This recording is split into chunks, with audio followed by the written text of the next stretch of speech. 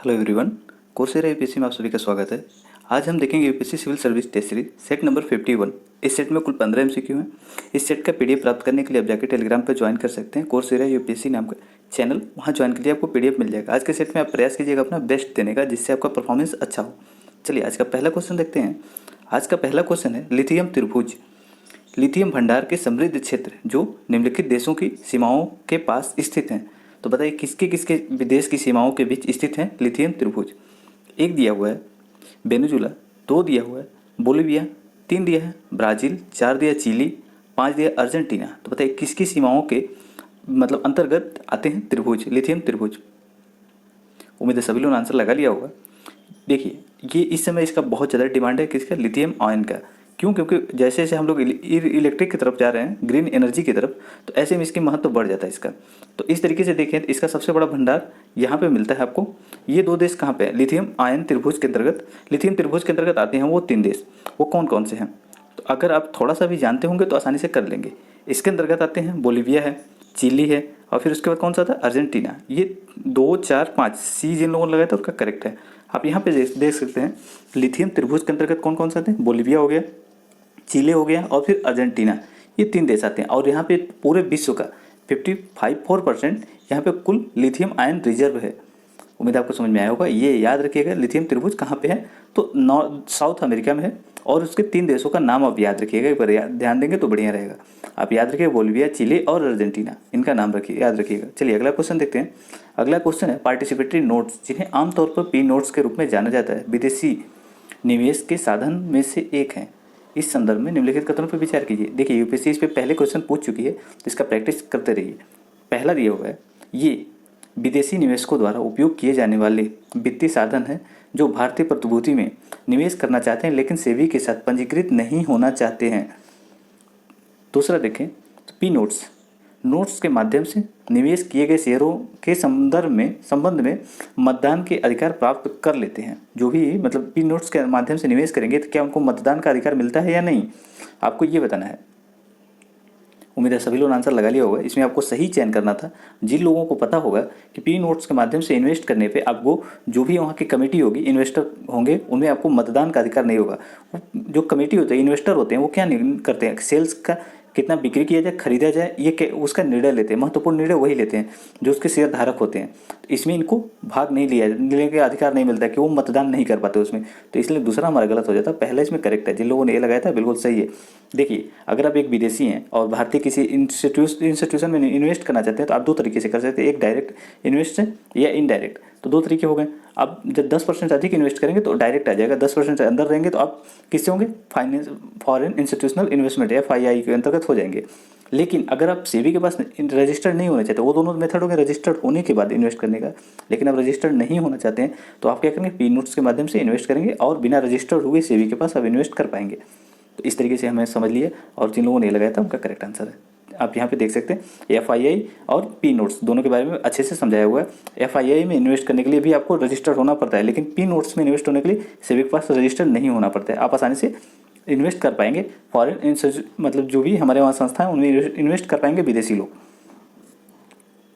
और उसमें अगर पी नोट्स में इन्वेस्ट कर रहे हैं तो आपको एक तरह से मतदान का अधिकार नहीं मिलेगा। चलिए अगला क्वेश्चन है, हाल ही में समाचारों में चर्चित ट्रूनेट मशीन का उपयोग निम्नलिखित में से किसके परीक्षण के लिए किया जा सकता है। आपको ये बताना है ट्रूनेट मशीन का उपयोग किसके परीक्षण के लिए किया जा सकता है। जांच के लिए, टेस्ट होना चाहिए, टेस्ट के लिए किया जा सकता है। कथन एक दिया हुआ है कोविड-19, दो दिया हुआ है तपेदिक टीबी, तीन दिया हुआ है HIV। तो बताइए किसके लिए जांच किया जा सकता है, ट्रूनेट का उपयोग किया जा सकता है। तो उम्मीद है सभी लोगों ने आंसर लगा लिया होगा। जिन लोगों ने इसमें लगाया D, उन्होंने बिल्कुल सही काम किया। तीनों के लिए किया जा सकता है। और ट्रूनेट काम कैसे करता है, देखिए reverse transcription polymer chain reaction के माध्यम से काम करता है। सपोज मान लीजिए एक किसी वायरस का DNA है, तो आपको जांच करना तो उसको RNA में कन्वर्ट करके आप कर सकते हैं। आपको पता होगा कोरोना जो है उसका DNA नहीं है, उसका है RNA। तो फिर क्या करना पड़ेगा, इसको अगर DNA से RNA में कन्वर्ट करेंगे तो उसको बोलते हैं ट्रांसक्रिप्शन।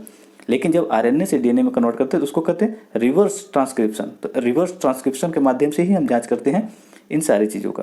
तो कोरोना महामारी का कोविड-19 का टेस्ट हम कर सकते हैं। अभी देखिए इसको बनाया किसने है, किसको, RT-PCR एक टेस्ट किट है, इसको बनाया है मोल बायो डायग्नोस्टिक प्राइवेट लिमिटेड, जो कि गोवा का एक इंस्टीट्यूशन है, उसने बनाया है। और इसमें तपेदिक और एचआईवी का परीक्षण किया जाता था, लेकिन अभी आईसीएमआर ने कोविड-19 के भी स्क्रीनिंग और पुष्टि के लिए मंजूरी दे दी है। किसका? आप याद रखिएगा, आरटी-पीसीआर का। आरटी-पीसीआर मतलब क्या होता है? इसके माध्यम से टेस्ट होता है और ये एक तरह का मतलब किट है। ये reverse transcription polymer chain reaction के माध्यम से काम करता है। चलिए अगला क्वेश्चन देखते हैं। अगला क्वेश्चन है, कभी कभी समाचारों में चर्चित ऑपरेशन क्लीन आर्ट पहल किससे संबंधित है, आपको ये बताना है।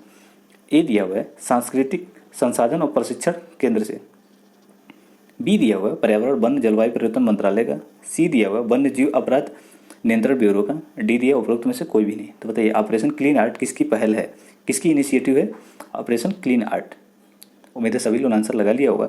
जिन लोगों ने इसमें लगाया था वन्य जीव अपराध नियंत्रण ब्यूरो, तो बिल्कुल सही काम किया। वन्य जीव अपराध नियंत्रण ब्यूरो का है ऑपरेशन क्लीन आर्ट। ये क्यों चलाया जा रहा है?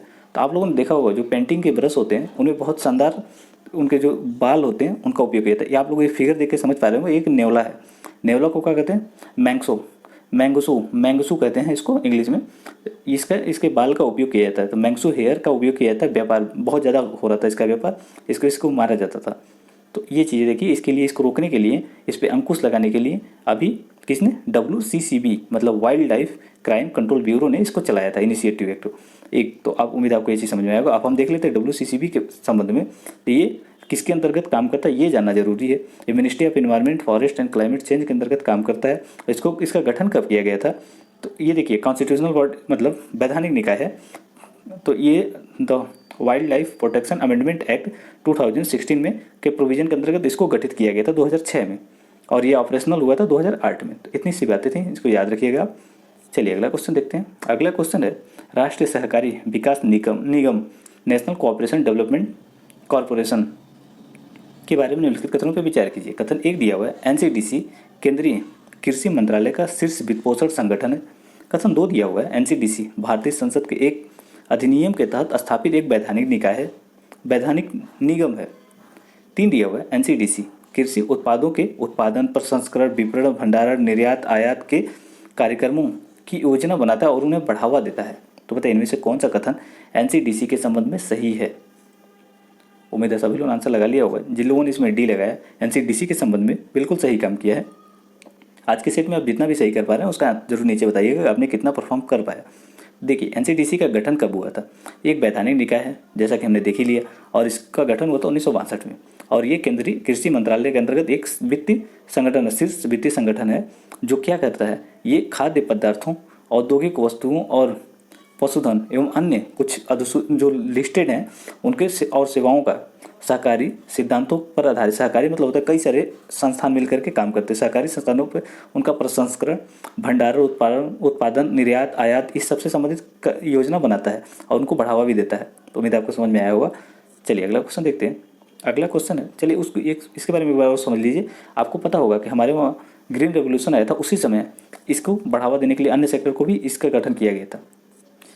अमूल और मदर डेयरी इनका गठन उसी समय हुआ था। चलिए अगला क्वेश्चन देखते हैं। अगला क्वेश्चन है सी बकथॉर्न के बारे में निम्नलिखित कथनों पर विचार कीजिए। नाम से तो लग रहा होगा ये ओशियन में पाया जाने वाला है, पर आप विचार करके बताइए इनमें से कौन सा कथन सही है। यह एक झाड़ीनुमा पौधा है जिस पर नारंगी पीले रंग के खाने योग्य बेर लगते हैं। दो दिया हुआ है भारत में यह हिमालय क्षेत्र में पाया जाता है, आमतौर पर शुष्क क्षेत्रों में लद्दाख और स्पीति के शीत मरुस्थल में पाए जाते हैं ये। तीन दिया हुआ है यह एक मृदा आबद्ध पौधा है जो मृदा के कटाव को रोकता है, नदियों में गाद की मात्रा को रोकता है और पुष्प जैव विविधता को संरक्षित करने में मदद करते हैं। तो बताइए इनमें से कौन सा कथन सही है? उम्मीद है सभी लोगों ने आंसर लगा लिया होगा। देखिए अगर तीसरा कथन देखें तो तीसरा तो बिल्कुल सही है, ऐसे में हमारा एक कट जाता है। दूसरा चीज़ देखें तो अगर पहला दूसरा आपको पता है तो ही आंसर लगा पाएंगे, नहीं तो इसका आंसर नहीं लगा पाएंगे। ऐसे क्वेश्चन को क्या करना चाहिए, अगर ना पता हो तो छोड़ देना चाहिए। जिन लोगों ने इसमें डी लगाया तो बिल्कुल सही है। ये एक शानदार पौधा है और ये कहाँ पाया जाता है, तो आप यहाँ पे पौधा देख करके भी इम्प्रेस हो सकते हैं। ये हिमाचल प्रदेश में है, वहाँ के एक स्थानीय रूप से इसको चर्म कहा जाता है हिमाचल प्रदेश में, और ये पाया जाता है लाहौल स्पीति में और किन्नौर में। जंगलों में भी ये वृद्धि करता है, वहाँ के मतलब कुछ हिस्सों के जंगलों में भी वृद्धि करता है। ठीक है, इसकी विशेषता क्या है कि फल और पत्तियों में इसके विटामिन पाए जाते हैं, कैरोटीन ओमेगा फैटी एसिड पाए जाते हैं, उससे भरपूर होते हैं। ये उच्च ऊंचाई पर तैनात जो हमारे सेना है उसके लिए मददगार ये साबित हो सकते हैं। चलिए इनका नाम बस याद रखिएगा। चलिए अगला क्वेश्चन देखते हैं। अगला क्वेश्चन है, कृषि क्षेत्र में नैनो प्रौद्योगिकी के वाणिज्यिक अनुप्रयोग में शामिल है। तो नैनो प्रौद्योगिकी के कृषि सेक्टर में कौन कौन से उपयोग किए जाते हैं, इसके बारे में आपको बताना है। कथन एक दिया हुआ है, कीटनाशकों और उर्वरकों का वितरण। 2 दिया हुआ है, मिट्टी की स्थिति और पौधों की वृद्धि की निगरानी करना। 3 दिया हुआ है, पशु और पौधों के रोग जनकों का पता लगाना। 4 दिया हुआ है, पौधों में डीएनए वितरण करना। बताइए इनमें से कौन सा उपयोग किया जा सकता है कृषि क्षेत्र में नैनो प्रौद्योगिकी के वाणिज्यिक अनुप्रयोग में। उम्मीद है सभी लोगों ने आंसर लगा लिया होगा। जिन लोगों ने सी लगाया था बिल्कुल सही है। देखिए खास करके जो टेक्नोलॉजी से रिलेटेड होते हैं सब्जेक्ट, अगर नहीं लिखा रहता तो गलत हो जाता है, क्योंकि इनका उपयोग सीमाएं, जो उपयोग की सीमाएं होती है बहुत बड़ी होती हैं, न उपयोग करने की सीमाएं बहुत छोटी होती हैं, और जो सब लगभग सभी लोगों को पता होता है। तो उम्मीद है सभी लोगों ने आंसर लगा लिया होगा। जिन लोगों ने सी लगाया था बिल्कुल सही काम किया है। इनका बहुत सारे सेक्टर में उपयोग किया जाता है, जैसे कि कीटनाशक, उर्वरकों का वितरण। उर्वरकों का वितरण कैसे किया जाएगा, जैसे किसी एक पौधे को सिलेक्ट करेंगे, उसी को उसके अकॉर्डिंग ही उसको उर्वरक डालेंगे। और कीटनाशकों का क्या करेंगे कि जो कीटनाशक जिस पौधे पर डालना है उसी को टारगेटेड करेंगे। तो इस तरीके से काफ़ी इफेक्टिव तरीके से हम उपयोग कर पाएंगे, जो इन्वायरमेंट को पोल्यूटेड करने से रोकेगा। मतलब इन्वायरमेंट में पोल्यूशन कम होगा, ग्राउंड वाटर कम पोल्यूटेंस होंगे। तो ऐसे बहुत सारे बेनिफिट हैं। मिट्टी की स्थिति का भी पता लगा सकते हैं, इसके पौधों की वृद्धि की निगरानी कर सकते हैं, पशु और पौधों में रोग जनकों का पता लगा सकते हैं, और इसके साथ साथ पौधों में डीएनए का वितरण भी कर पाएंगे इसके माध्यम से, नैनो टेक्नोलॉजी के माध्यम से। चलिए अगला क्वेश्चन है, निम्नलिखित में से कौन सा या कौन से हिमनद उत्तराखंड में स्थित हैं, आपको ये बताना है। इनमें से कौन से हिमनद ग्लेशियर उत्तराखंड में स्थित हैं, आपको ये बताना है। कथन एक दिया हुआ बंदरपुछ हिमनद। 2 दिया हुआ जेमू हिमनद।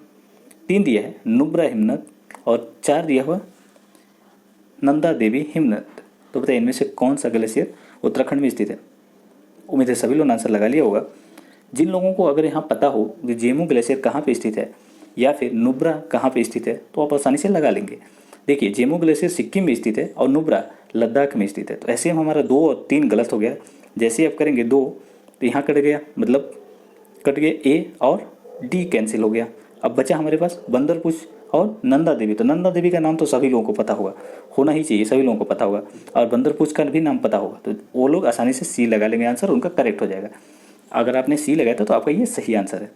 आप यहाँ पे देख लीजिए, ये उत्तराखंड के कुछ प्रमुख ग्लेशियर हैं, और यहाँ पे आप देख सकते हैं जेमू ग्लेशियर सिक्किम में था, नुब्रा जो ग्लेशियर था वो लद्दाख में स्थित था।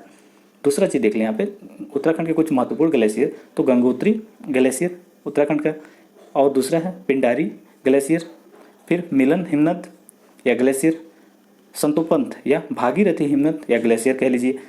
अगला है खतलिंग हिमनद, चोरा बांडी हिमनद, बंदरपुछ हिमनद। ये सारे महत्वपूर्ण हिमनद हैं किसके, उत्तराखंड में स्थित हैं ये सारे ग्लेशियर। चलिए अगला क्वेश्चन है। अगला क्वेश्चन दिया हुआ प्रत्यक्ष लोकतंत्रात्मक प्रणाली के संदर्भ में निम्नलिखित कथनों पर विचार कीजिए। ये डायरेक्ट डेमोक्रेसी के बारे में आपको बताना है। कथन एक दिया हुआ है, प्रत्यक्ष लोकतंत्र में जनता अपनी शक्तियों का उपयोग अपने प्रतिनिधियों के माध्यम से करती है। 2 दिया हुआ है, स्विट्जरलैंड प्रत्यक्ष लोकतंत्रात्मक प्रणाली का प्रमुख उदाहरण है। तो बताइए इनमें से कौन सा कथन सही है। उम्मीद है सभी लोगों ने आंसर लगा लिया होगा। जिन लोगों ने सी लगाया था तो बिल्कुल सही है, सी इसका करेक्ट आंसर है। अब देखिए प्रत्यक्ष लोकतंत्र तो भारत में क्यों नहीं है, क्योंकि भारत की जनसंख्या बहुत बड़ी है, इसका क्षेत्रफल काफ़ी बड़ा है। तो ऐसे में हम प्रत्यक्ष लोकतंत्र का उपयोग नहीं कर पाएंगे। हमारे वहाँ लोकसभा में ही इतनी ज़्यादा सीट हो जाती है लंबी चौड़ी। तो अगर एक एक क्षेत्र में करवाया जाए रेफरेंडम या इनिशिएटिव ऐसे, मतलब रिकॉल, तो एक क्षेत्र के लोग बुलाना शुरू कर दें, दूसरे क्षेत्र के लोग समर्थन शुरू कर दें, तो आपस में कंट्रोवर्सी हो जाएगा। तो ये छोटे क्षेत्रों में ज़्यादा अच्छा होता है डायरेक्ट डेमोक्रेसी।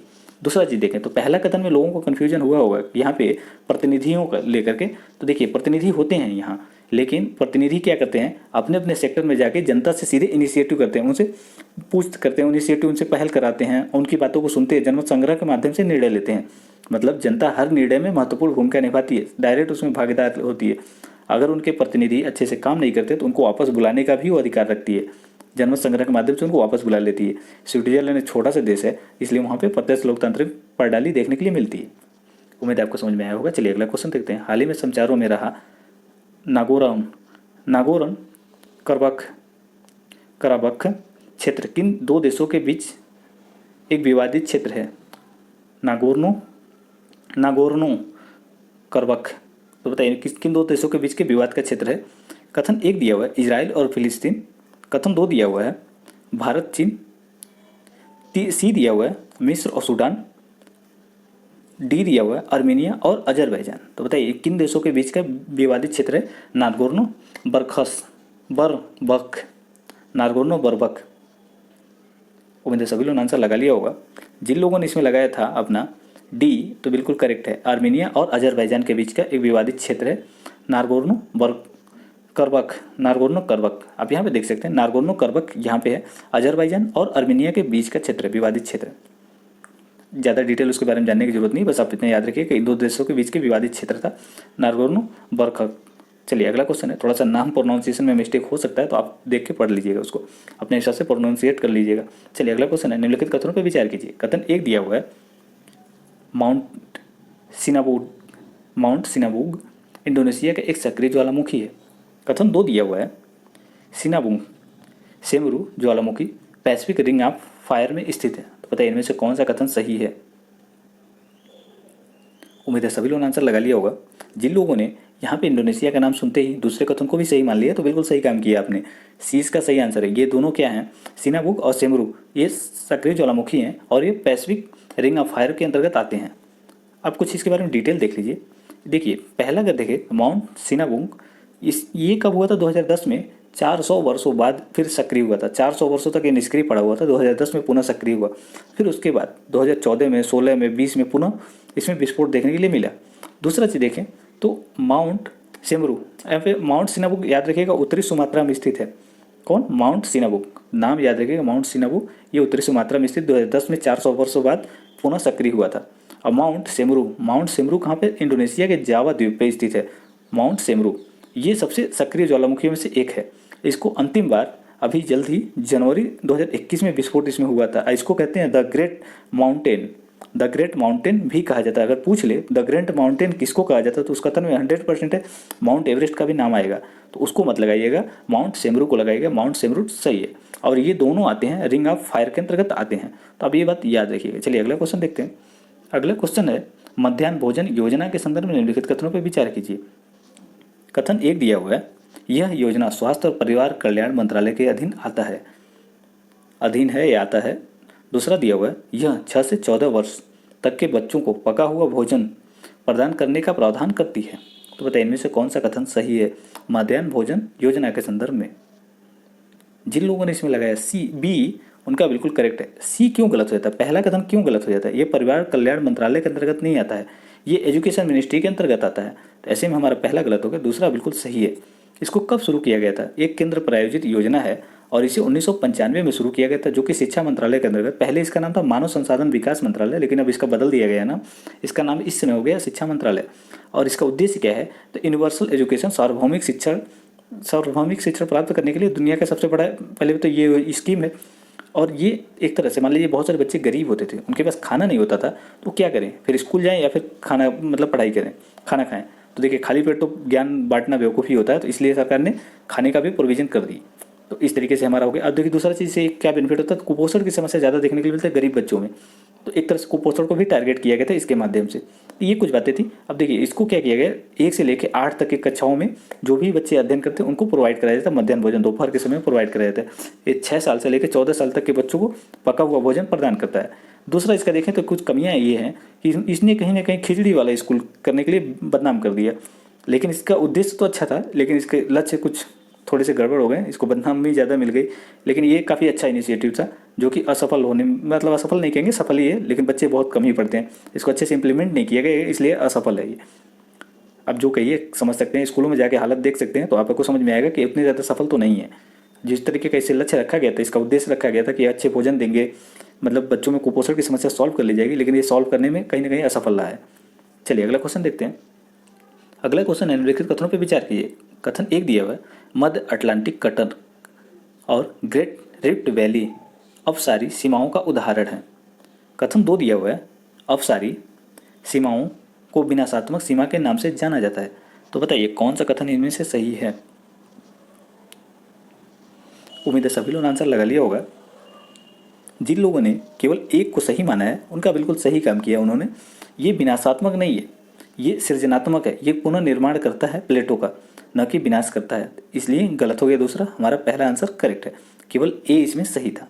आप यहाँ पे समझ सकते हैं अभिसारी और अपसारी दूसरा रूपांतरित जब प्लेटें दोनों एक दूसरे के समानांतर और विपरीत दिशा में या चलती हैं तो उसको क्या कहते हैं, रूपांतरित।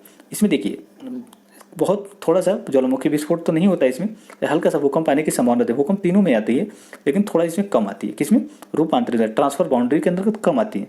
सबसे ज़्यादा बड़ा भूकंप किस में आता है, तो सबसे ज़्यादा बड़ा भूकंप आता है इसमें अभिसारी में, अभिसारी परिसीमन में ज़्यादा कन्वर्जेंट बाउंड्री के अंतर्गत ज़्यादा भूकंप आता है। और देखिए इसको कहते हैं विनाशकारी, जब एक प्लेट जो स्थल खंड वाली होगी और जो यहाँ पे ओशियन वाली होगी, ओशियन वाली प्लेट ज़्यादा भारी हो तो नीचे छेपित हो जाती है और फिर मेंटल में जाकर वो पिघल जाती है और वो अपने अस्तित्व को गंवा देती है, इससे विनाश हो जाता है उस प्लेट का। और इस तरीके से अपसारी, जब दो प्लेटें एक दूसरे से दूर जाती है तो बीच में गैप होने की वजह से मैग्मा बाहर आता है, नए प्लेटों का निर्माण होता है। तो इसको विनिर्माण कार्य कहते हैं, इसको क्षरण कार्य कहते हैं, इसको नष्ट करता है। उम्मीद आपको समझ में आया होगा। चलिए अगला क्वेश्चन देखते हैं। डाइवर्जेंट बाउंड्री और कन्वर्जेंट बाउंड्री में अब याद रखिएगा डिफरेंट। कन्वर्जेंट बाउंड्री में क्या हो रहा था, कन्वर्जेंट बाउंड्री के अंतर्गत ये हो रहा था कि यहाँ पे प्लेटों का विनाश हो रहा था, और जबकि डाइवर्जेंट बाउंड्री के अंतर्गत क्या हो रहा था, प्लेटों का निर्माण हो रहा था। तो उम्मीद आपको समझ में आया होगा। चलिए अगला क्वेश्चन देखते हैं। अगला क्वेश्चन है, निम्नलिखित कथनों पर विचार कीजिए। कथन एक दिया हुआ, ऊर्जा दक्षता ब्यूरो नवीन और नवीकरणीय ऊर्जा मंत्रालय के अंतर्गत एक वैधानिक निकाय है। कथन दो दिया है, पवन ऊर्जा क्षेत्र को बढ़ावा देने के लिए ऊर्जा दक्षता उद्यम प्रमाण पत्र कार्यक्रम शुरू किया गया है। तो बताइए इनमें से कौन सा कथन सही है। उम्मीद है सभी लोगों ने आंसर लगा लिया होगा। जिन लोगों ने सी लगाया है उनका बिल्कुल गलत है। इसका सही आंसर है डी, डी इसमें सही है। कैसे सही है, देखिए ये किसके अंतर्गत, एनर्जी एफिशिएंसी ब्यूरो ईईबी किसके अंतर्गत काम करता है, तो ये विद्युत मंत्रालय के अंतर्गत काम करता है। एक वैधानिक निकाय है। 2002 में ऊर्जा संरक्षण अधिनियम 2001 के प्रावधानों के तहत इसको स्थापित किया गया था। तो 2001 में के प्रावधान के अंतर्गत 2002 में स्थापित किया गया था। दूसरा चीज़ देखें, पहले तो आपको समझ में आ गया कि विद्युत मंत्रालय के अंतर्गत काम करता है, वैधानिक निकाय है, और 2000 ऊर्जा संरक्षण अधिनियम 2001 के प्रावधान के अंतर्गत 2002 के तहत स्थापित किया गया था, 2002 में स्थापित किया गया था। दूसरा चीज़ देखें तो ऊर्जा दक्षता और संरक्षण क्षेत्र में नीति निर्माण और कार्यक्रमों को लागू करना इसका मतलब उद्देश्य है, ये अनिवार्यता लागू करता है। विद्युत मंत्रालय ने अभी E3 मतलब ईंट निर्माण के लिए ऊर्जा दक्षता उद्यम को प्रमाण पत्र कार्यक्रम शुरू किया है। एनर्जी इफिशियंसी इंटरप्राइजेज के लिए सर्टिफिकेशन प्रोग्राम फॉर द मतलब ईंट निर्माण के सेक्टर के लिए शुरू किया गया है। और ये किसके द्वारा शुरू किया, विद्युत मंत्रालय के अंतर्गत। ये देखिए ऊर्जा दक्षता में अधिक दोहन, इनकी जितनी क्षमता है, जो ईंट भट्ठे होते हैं उनकी जितनी क्षमता होती है उसके अकॉर्डिंग उसका पूरा दोहन कर पाएँ। होता क्या है कि उनके वहाँ क्षमता होती है अगर 100 निकालने के लिए तो वो 80 ही निकाल पाते, क्योंकि डिमांड को देखते हुए काम करते हैं और सप्लाई डिमांड दोनों मेंटेन रखते हैं, ताकि उनको कहीं ज़्यादा अगर सप्लाई कर दिए तो प्राइस गिर जाती है, तो इसकी वजह से वो कम ही उत्पादन करते हैं। तो इसको गवर्नमेंट ये कह रही है कि अपना जितनी क्षमता है उसका पूरा उत्पादन कीजिए। इसके लिए ये प्रोग्राम लाया गया था E3। अब याद रखिए एनर्जी इफिशियंसी इंटरप्राइजेज के लिए E3 सर्टिफिकेट लाया गया था। चलिए अगला क्वेश्चन देखते हैं। अगला क्वेश्चन दिया हुआ निम्नलिखित कथनों पर विचार कीजिए। कथन एक दिया हुआ है, यूरोपीय संघ द्वारा यूरोपीय संसद द्वारा यूरोपीय संघ को LGBTIQ फ्रीडम जोन घोषित किया गया है। कथन दो दिया हुआ है, आयरलैंड जनमत संग्रह के माध्यम से समलैंगिक विवाद को वैधता प्रदान करने वाला पहला देश बन गया है। यहाँ पे हमने विवाद बोल दिया, विवाह है, विवाह को वैधता प्रदान करने वाला पहला देश बना है आयरलैंड। दूसरा कथन ये कह रहा है। तो बताइए इनमें से कौन सा कथन सही है। उम्मीद है सभी लोगों ने आंसर लगा लिया होगा। जिन लोगों ने इसमें लगाया था सी उनका बिल्कुल सही है। देखिए यूरोपीय संसद द्वारा यूरोपीय संघ को LGBTIQ फ्रीडम जोन घोषित किया है अभी जल्दी, ये तो इंपॉर्टेंस है। दूसरा चीज़ देखें तो आयरलैंड जनमत संग्रह के माध्यम से समलैंगिक विवाह को वैधता प्रदान करने वाला पहला देश बना है विश्व का। देखिए उससे पहले क्या होता था, आयरलैंड में 1993 में आयरलैंड ने समलैंगिक विवाह को हतोत्साहित किया था, उसको रोका था, लेकिन अब क्या हुआ, उसको वैधता प्रदान कर दिया है। जो लोग भी समलैंगिक विवाह करते हैं उसको वैलिड माना जाता है। और LGBTIQ को फ्रीडम जोन घोषित किया है यूरोपीय संसद ने। उम्मीद है आपको समझ में आएगा। स्पेशली कहाँ पे हुआ था, विशेष रूप से पोलैंड और हंगरी में हुआ है। LGBTQI समुदाय के लोगों को विशेष तरह का फ्रीडम जोन घोषित किया गया वहाँ का। उम्मीद है आपको समझ में आया होगा। आज की स्ट्रीम में आपका जो भी क्वेश्चन सही रहा हो आप नीचे जरूर बताएं। अगर आपने एक क्वेश्चन भी सही किया तो आप जरूर बताइए कि आपने एक ही क्वेश्चन सही किया। जो भी सही किए हो आप नीचे जरूर बताएं, जिससे हमें पता चले कि आपका परफॉर्मेंस कैसा हुआ। आज की स्ट्रीम देखने के लिए धन्यवाद।